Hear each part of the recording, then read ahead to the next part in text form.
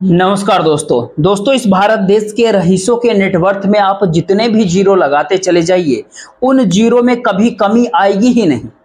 वो लगातार बढ़ता ही चला जाएगा, चाहे इस भारत देश की इकोनॉमी डामाडोल हो या फिर इस भारत देश के भीतर में जीडीपी ग्रोथ ठहरा हुआ हो, चाहे इस भारत देश के भीतर में आर्थिक तौर पर की परिस्थितियां इस भारत देश के आम लोगों के अनुकूल हो ही नहीं। और कहा तो यह भी जाता है कि जिस देश की इकोनॉमी पटरी से उतरी वह देश डूब जाएगा। तो क्या ऐसे में सच में भारत देश के भीतर जब 17 जांच एजेंसियां मौजूद है जो कि किसी को भी आर्थिक अपराध करने नहीं देगी इस देश के भीतर, उसका काम ही आर्थिक अपराध को रोकना है, तो इसके बावजूद भी अगर इस भारत देश के भीतर में यह सवाल बड़ा होते चला जाए इस दौर में कि जिनके हाथों में जांच करने की ताकत है, उस ताकत का इशारा इस भारत देश की राजनीतिक सत्ता से जाकर जुड़ा हुआ है, और जिसके पास यह ताकत होगी उसकी नियुक्ति भी अगर सत्ता कर रही है, तो फिर क्या इस भारत देश की इकोनॉमी सत्ता के हिसाब से चलेगी? अगर सत्ता कभी डूबने लग जाए तो फिर इस भारत देश की इकोनॉमी भी डूब जाएगी। यानी ये कहे कि इस दौर में अगर आपके मन में दो तीन बातें उभर रहे हो कि आखिर कॉरपोरेट की कर्ज माफी इस दौर में क्यों हो जाती, अगर ये सवाल उठता है कि अगर इस भारत देश की जनता का पैसा हो, चाहे एलआईसी के भीतर लगा हो, चाहे बैंकों के भीतर लगा हो, वो शेयर बाजार के भीतर उन कॉरपोरेट हाउसेस की ऊपर क्यों लगा दिया जाता है जो कि एक तरफ कर्ज भी लिए हुए हैं और वहीं दूसरी ओर कर्ज लौटाते भी नहीं, और वहीं तीसरी तरफ उन्हीं सारे संस्थानों के ऊपर आरोप भी लगते हैं कि वो अंतर्राष्ट्रीय बाजार के भीतर और खास तौर पर शेयर बाजार के भीतर गड़बड़ियां करते हैं। तो लेकिन यहीं पर एक पहली बार एक सवाल उठता है कि क्या सवाल ये होता है कि क्या इस भारत देश के भीतर में, चाहे वो सीबीआई हो, चाहे वो ईडी हो, चाहे वह आईटी हो, चाहे वह डीआरआई हो, चाहे इसके इस कतार में करीब करीब इस देश के 17 जांच एजेंसियां जो काम करती है, वो किसी को भी इस देश में आर्थिक अपराध को रोकने को लेकर अगर वह ऐसे मौके पर सक्रिय नहीं दिखती है जहां पर सत्ता का इशारा न मिले, तो फिर इसके एक बात इससे तो साफ होती है कि आखिर राजनीतिक सत्ता ने इस भारत देश की इकोनॉमी को अपनी राजनीतिक सत्ता के अनुकूल इस तरीके से ढाल लिया है, जिस दिन उसको सत्ता को लगने लगेगा कि वह चुनाव हार जाएगी, उस दिन इस भारत देश की इकोनॉमी डूब जाएगा। आज ये सारे सवाल आपसे क्यों किया जा रहा है? आज आपके सामने ये सवाल करने का नौबत आ गया क्योंकि इस दौर में अब शेयर बाजार को देख रेख करने वाले सेबी की चेयरमैन के ऊपर भी आरोप लग गया कि उन्होंने ही पैसा उस जगह पर लगाया जिस जगह पर जिसके ऊपर आरोप है उसका पैसा लगा हुआ है। हिंडनबर्ग की पहली रिपोर्ट के भीतर बताया था कि किस तरीके से अडानी कांड इस भारत देश के भीतर हुआ और करीब 12,41,000 करोड़ रुपए एक ही झटके में शेयर बाजार के भीतर डूब गए। बहुत बड़ी संख्या में निवेशकों का पैसा डूब गया। लेकिन दूसरी रिपोर्ट ने बताया कि दरअसल सुप्रीम कोर्ट ने जो कि पूरे पावर दे दिए थे कि सेबी एक नियामक संस्था है और भारत के भीतर नियामक संस्था के आश्रय ही काम होता है, तो फिर ऐसे में हम जांच भी कराएंगे तो सेबी के जरिए ही कराएंगे। यानी ये कहे कि अडानी कांड जो हुआ उसकी जांच सेबी करेगी। और अब रिपोर्ट में बताया, जो हिंडनबर्ग की नई रिपोर्ट निकल करके आई है उसके भीतर ये बताया है कि दरअसल सेबी का चेयरमैन का पैसा भी उन कंपनियों के अंदर लगा है जहां पर अडानी ग्रुप का पैसा लगा हुआ है, तो फिर वह कार्रवाई कैसे करेंगे? यहां पर दो तीन बातें सबसे महत्वपूर्ण होती है कि जब सेबी के चेयरमैन, सेबी के अध्यक्ष के तौर पर ही जिस चीज को क्रिएट किया गया, क्या उनके क्रेडेंशियल उस समय उनका नहीं देखा गया था या क्रेडेंशियल देख करके ही उनकी नियुक्ति हुई? क्योंकि पहली बार एक प्राइवेट सेक्टर या फिर कहे कि किसी कॉर्पोरेट के साथ जुड़ी हुई महिला को सेबी का चेयरमैन बना दिया गया। यानी ये कहे कि अब उन्हें देखना था पूरे शेयर बाजार में कैसे चीजें चल रही है, और सुप्रीम कोर्ट ने भी नियामक संस्था सेबी है तो उसके ऊपर सुप्रीम कोर्ट ने भी भरोसा कर लिया, और जो कमेटी बनाई उस कमेटी ने भी जांच के बाद जो रिपोर्ट सौंपी वह रिपोर्ट भी ऐसी नहीं निकल करके आई जिसके भीतर कोई ये सवाल पूछ सके कि आखिर नियामक संस्था चलाने वाले ही अगर अपराध में शामिल होंगे तो फिर अपराध इस देश में रुकेगा कैसे और कब रुकेगा? तो क्या इस समय में क्या जो जांच एजेंसियां भारत देश के भीतर काम कर रही हैं, तमाम जांच एजेंसियां, क्या उन्होंने कोई पहल नहीं किया? यानी एक अदद एफआईआर तक दर्ज नहीं हुई। यानी इस भारत देश के लाखों करोड़ों रुपए डूबते चले गए, या फिर ये कहे कि लाखों करोड़ों रुपए डूबने की प्रक्रिया में बंधते चले गए। क्योंकि सुप्रीम कोर्ट जब फैसला सुनाता है कि हम सीबीआई से जांच नहीं कराएंगे, हम कोई एसआईटी नहीं गठन करेंगे, यानी ये कह कि अडानी कांड के बाद की बात कर रहे हैं, तो फिर जैसे ही ये फैसला देता है और अगले दिन जब शेयर बाजार खुलता है तो शेयर बाजार के भीतर करीब करीब 11.5% तक शेयर में उछाल अडानी ग्रुप के साथ आ जाता है। और संयोग ऐसा कि उस दिन शेयर बाजार नीचे जा रहा है लेकिन अडानी ग्रुप के शेयर ऊपर जा रही है। क्या इस पूरे प्रकरण के भीतर में, क्या इस भारत देश के भीतर देश की आम जनता का पैसा जो अलग अलग संस्थानों के भीतर लगा होता है, क्या उस पैसा सरकार के निर्देश के ऊपर ऐसे प्राइवेट सेक्टर को खड़ा करने के लिए उस पैसे को झोंक दिया जाता है? और यहीं पे एक सवाल उठता है, क्या इस भारत देश के भीतर में क्या सही तस्वीर निकल करके आ नहीं पा रही कि इन्फ्लेशन कितना ज्यादा है, और क्या सच में नोट इतने छापे जा चुके हैं कि इन्फ्लेशन पर कोई असर पड़ने से रोका जाए और शेयर बाजार की रफ्तार भी इस दौर में बनी रहे। यानी कल जब शेयर बाजार खुले तो शेयर बाजार डूबे नहीं, और एक ही झटके में ये पूरी की पूरी जानकारी, पूरी खबर, पूरी रिपोर्ट जो अंतर्राष्ट्रीय मंच से निकल करके आई उसको फेक करार देने में कोई समय नहीं लगाया। क्या इसके पीछे अंतर्राष्ट्रीय तौर पर भी पहल होती है, और खास तौर पर अमेरिका भारत को इस रूप में देखता है जहां पर वो चीन के साथ बैलेंस कर पाए? इसीलिए हजारों करोड़ रुपए महीने दर महीने एफआईएस लगाते हैं।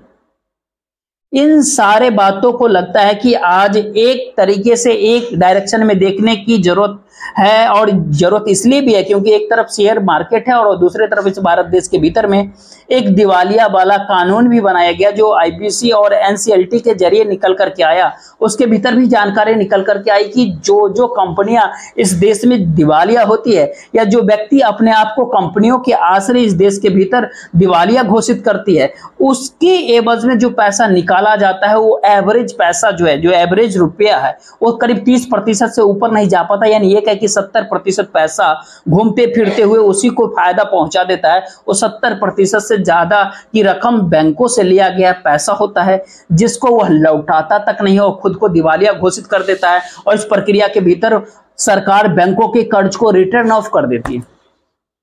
तो आज इन्हीं सारी बातों को एक एक करके समझते हैं, लेकिन उससे पहले एक छोटी सी सचेत आपको कर दे कि संसद के भीतर राहुल गांधी ने जब ये सवाल उठाया था पिछले साल, आपको ध्यान होगा कि प्रधानमंत्री नरेंद्र मोदी का इस भारत देश के कॉरपोरेट के अडानी के साथ क्या रिश्ता है, और उन्होंने बाकायदा एक तस्वीर दिखाई थी, तो उस पूरे हिस्से को स्पंज कर दिया गया, यानी दबा दिया गया। और आज जिन बातों का जिक्र आपसे करने वाले हैं उससे पहले उन बातों को फिर से सुन लीजिए, क्योंकि बार बार लोगों के मन में ये उम्मीद अभी भी बनी हुई है कि आखिरकार इस भारत देश के भीतर में चीजें बदलेंगी। लेकिन सवाल इसको सुनते समय या आपके मन में जरूर आप ध्यान दीजिएगा, बदलेगी, लेकिन इस पूरे स्कैम को आखिर खोलेगा कौन, और इस धागे को अगर कोई खोलेगा तो फिर देश डूबने की स्थिति में आएगा, तो कौन कौन कैसे कैसे इसके भीतर बचना चाहेगा।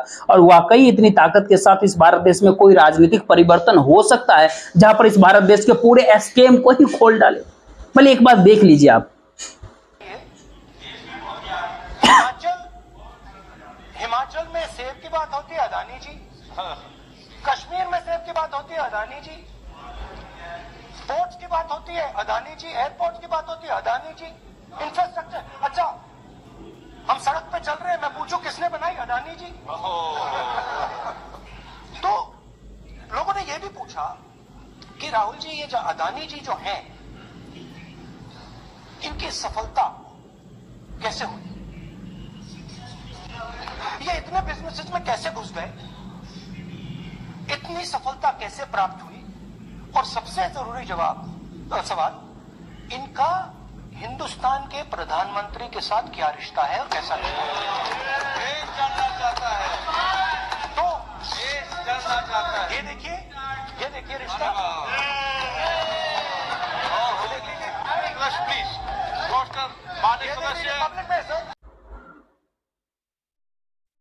आखिर राहुल गांधी की इस बात को सुनकर के कोई भी कह सकता है कि चलिए कोई ऐसा सांसद तो निकला जिसने इस भारत देश की नब्ज पर अपनी उंगलियों को दबाकर इस भारत देश के स्कैम के भीतर का सच की धड़कनों को सुनाने की पूरी कोशिश की है इस देश की आम जनता को। लेकिन सवाल है, केवल कोशिशों से समाधान होगा नहीं, और मौजूदा हालात में पूरी की पूरी राजनीतिक कौन जो है, पॉलिटिकल कौन जो है, कितनी भ्रष्ट हो चुकी है, या राजनीतिक तौर पर उसको जो जरूरत पूंजी पैसों की होती है वह भी अंत में उसी कॉर्पोरेट के ऊपर जाकर के टिक जाती है। क्योंकि इंडिया गठबंधन के भीतर भी अगर आप एक पल के लिए झांक के देखिएगा तो राज्य दर राज्य आपको हो सकता है कि अंबानी और अडानी के साथ व्यापारिक समझौतों की एक लिस्ट भी आपके सामने दिखाई दे। लेकिन आज उस बात को करने की वक्त ने, आज तो इस समय बात करने की जो बात है, जो कॉर्पोरेट होते हैं, जो इस देश में पैसे वाले लोग होते हैं, रईस लोग होते हैं, इस देश में उन्होंने कितनी ऐसी कंपनियां थी जिसको खुद को उन्होंने दिवालिया करके पहुंच गए। 947 फाइनेंशियल कंपनी पहुंची एनसीएलटी के दरवाजे पर, और जो वसूली हुई, कुल वसूली होनी चाहिए थी करीब करीब 11-12 लाख करोड़ रुपए, लेकिन वसूली हुई 3,36,000 करोड़ रुपए। बाकी पैसा जो था वो बैंक से लिया गया था। तो फिर ऐसे में बैंक से लिए गए पैसे पे रहीसी करना और अपनी कंपनी की जो नेटवर्थ थी उसको दिखा करके, बढ़ा करके और कर्ज को जोड़ करके यह पूरी रकम जब सामने आती है, तो कोई भी कंपनी खोलने वाला जब खुद को दिवालिया घोषित करता है तो उसकी रहीसी में कोई कमी आती नहीं है। ये सिस्टम के भीतर क्या ईडी को पकड़ना नहीं चाहिए इन बातों को? सीबीआई जो इकोनॉमी ऑफेंस, उसके तो चार्टर मतलब उसको तो तुरंत इस पे कार्रवाई करना चाहिए। क्या फाइनेंस मिनिस्ट्री या इनकम टैक्स डिपार्टमेंट को नहीं करना चाहिए? क्या टीआरए को ऑर्डर नहीं होना चाहिए? आखिर ऑर्डर क्या हो, बहु उनका काम है, अपने तौर पर उनको करना चाहिए। लेकिन ऐसा इस देश के भीतर होता नहीं है, हुआ नहीं। इसीलिए 2024 के भीतर केवल 24% ही रिकवरी हो पाई। 2023 के अंदर मैक्सिमम पहुंचा था 36%, 2022 में ये 23% रिकवरी रेट थी, बाकी नहीं हो पाई। बाकी पैसा आखिर कहां से आ रहा था, कैसे आ रहा था, किस रूप में जा रहा था, कहां जा रहा था? उसके लिए एक पल के लिए सरकार जो कर्ज माफ करते, रिटर्न ऑफ करती है बैंक को, कर्ज जिन्होंने लिया हुआ था और जो भी कोई दिवालिया इस देश में हो गए, तीनों बातों को एक साथ मिलाइएगा तो एक डाटा और देख लीजिए। बीते 5 सालों के भीतर, यानी 2019 के मई महीने से लेकर के और 2024 के मार्च महीने तक करीब 9,90,224 करोड़ रुपए के आसपास, यानी 9 लाख करोड़ रुपए, करीब करीब 10 लाख करोड़ के आसपास, 9,90,000 यानी 10 लाख के करीब ये सरकार ने माफ कर दिया। इस दौर में जो रिकवरी हो रही थी, ऐसा भी नहीं है कि रिकवरी रेट इतनी शानदार थी, इतनी ज्यादा थी जो कि बैंक कह पाए कि हाँ अब हमारी डाटा ठीक हो पाई, और सिर्फ 1,85,000 करोड़ रुपए रिकवरी कर पाई, बाकी माफ करना पड़ गया। यहीं से एक असल सवाल शुरुआत होता है, तब ये शेयर बाजार, शेयर मार्केट आखिर चल कैसे रहा?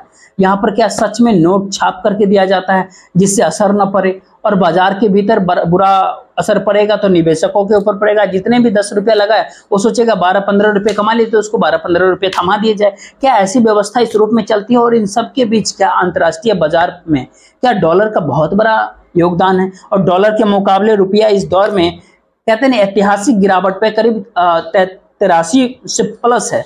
यानी देश के जो प्रधानमंत्री मुख्यमंत्री रहते हुए 60-62 रुपये पर सीधे सरकार को घेरते रहे, प्रधानमंत्री को घेरते रहे।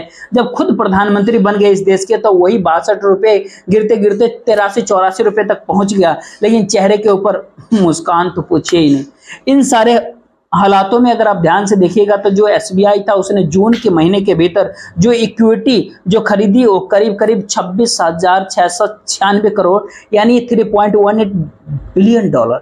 जुलाई के महीने में 3.87 बिलियन डॉलर, यानी एक है कि 32,490 करोड़।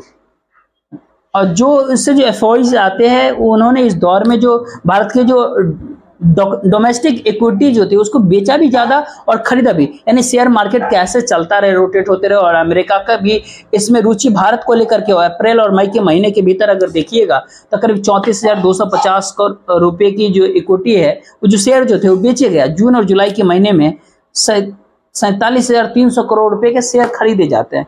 तो उस बाजार के भीतर जो कॉर्पोरेट है उस पर निगरानी रखने के लिए जो सेबी है हमारे भारत देश के अंदर, तो उस सेबी के चेयरमैन उसी लाइन में खड़ा नजर आने लगे, जो कि हिडेनबर्ग की रिपोर्ट ने इंडिकेट किया है, संकेत दिया है। तब यहीं पर एक सवाल उठता है कि इस भारत देश के भीतर केवल जुडिशरी बची है। जुडिशरी अगर सही तरीके से फैसला लिया, अगर इस देश में कानूनी तौर पर सारे प्रूफ ढूंढने लग जाए, मांगने लग जाए, तो शायद कोई मुश्किल होगी नहीं, क्योंकि देश की आम जनता का पैसा एलआईसी के भीतर है, देश की जनता का पैसा एसबीआई के भीतर है।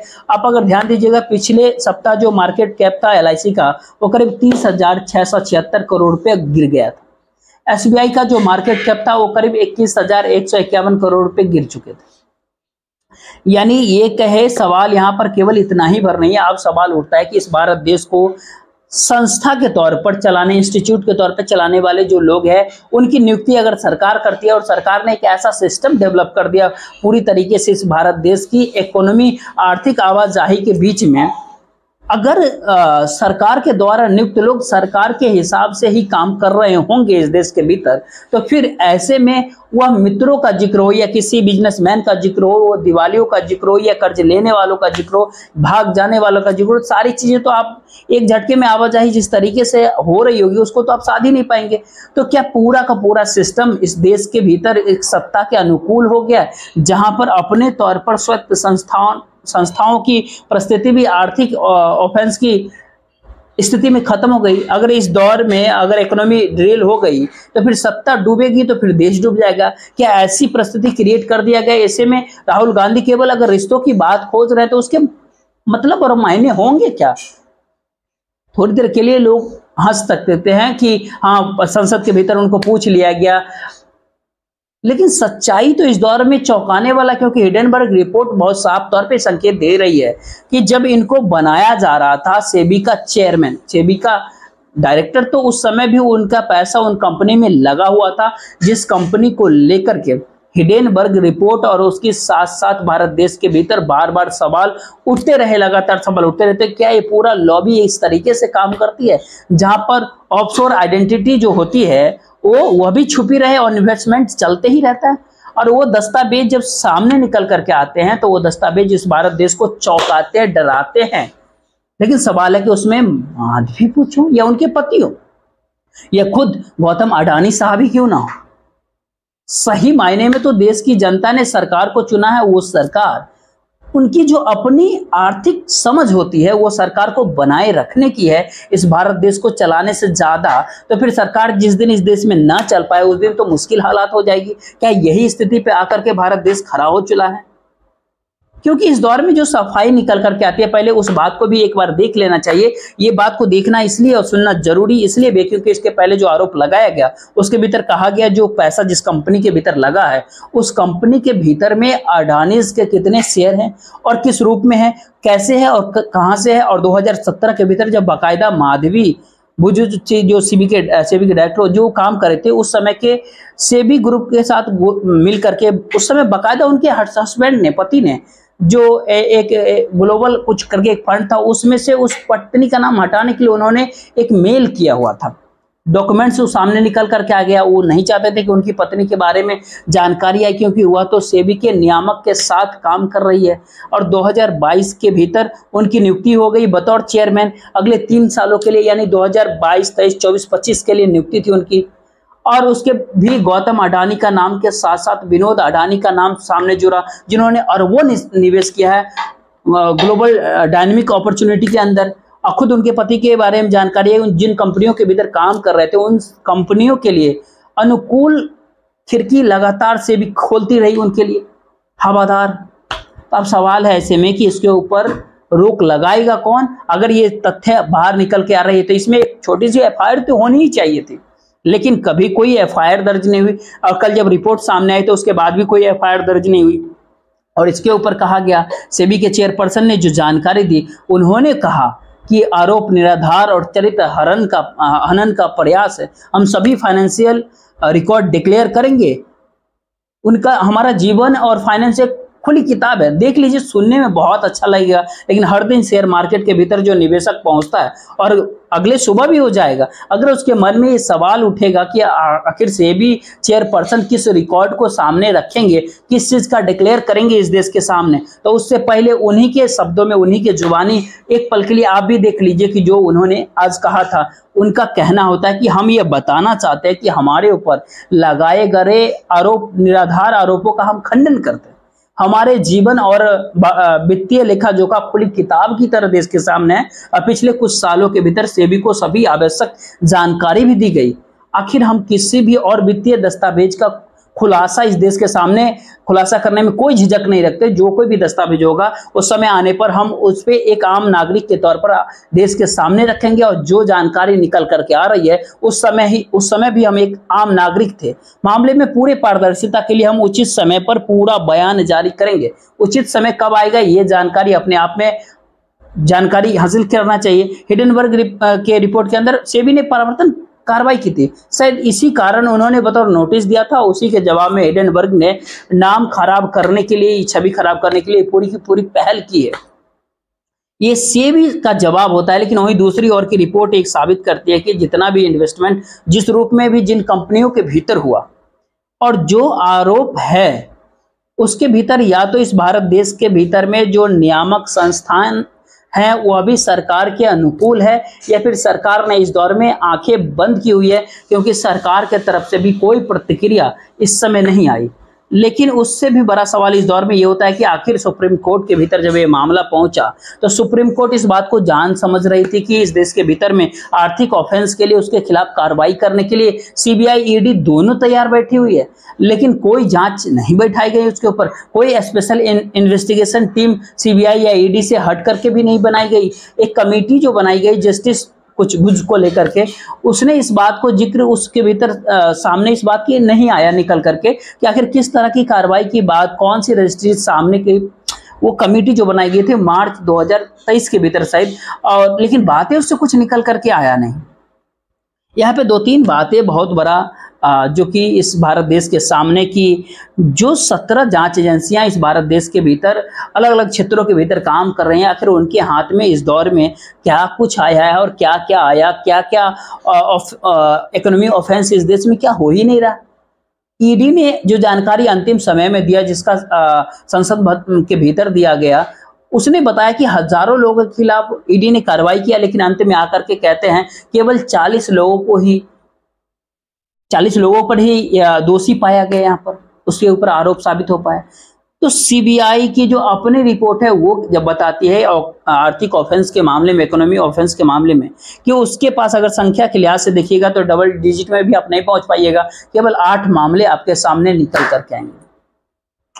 यानी ये कहे कि पूरी की पूरी प्रक्रिया के भीतर इस भारत देश के भीतर में अर्थव्यवस्था को, आर्थिक व्यवस्था को अपने अनुकूल, या फिर आर्थिक व्यवस्था को अपने कॉर्पोरेट मित्रों या दोस्तों के अनुकूल, या फिर इस देश के संस्थानों को चलाने वाले कोई ब्यूरोक्रेट ही क्यों ना हो, या प्रोफेशनल के तौर पर उनकी नियुक्ति बतौर चेयरमैन ही क्यों ना हुआ हो, उनके खिलाफ कार्रवाई इस दौर में सत्ता नहीं करना चाहती है, या फिर सत्ता ही वही है।